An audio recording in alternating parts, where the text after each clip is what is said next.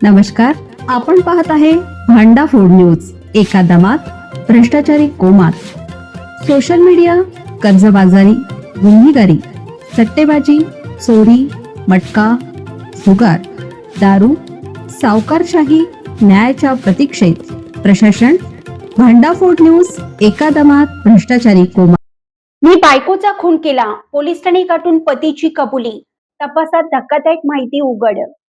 फैसल देशमुख, चारठाणा, जिल्हा परभणी. जिंतूर तालुक्यातील चारठाणा येथे बुधवारी पहाटे संशयातून पतीने आपल्या पत्नीच्या डोक्यात दगड घालून खून केल्याची घटना समोर आली.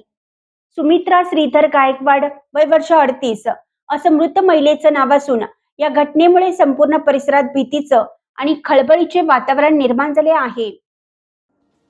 मिळालेल्या माहितीनुसार आरोपी श्रीधर गायकवाड यांनी बुधवारी पहाटे 5:15 वाजण्याच्या सुमारास पत्नी सुमित्रा हिला दुचाकीवर बसवून जिंतूर जालना मार्गालगत असलेल्या आपल्या शेतातील आखाड्यावर नेले.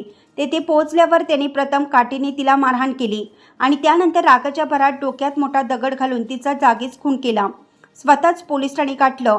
कृत्य केल्यानंतर आरोपीने पळून न जाता थेट चारठाणा पोलीस ठाणे गाठलं आणि तेथे संपूर्ण प्रकार सांगून गुन्ह्याची कबुली दिली.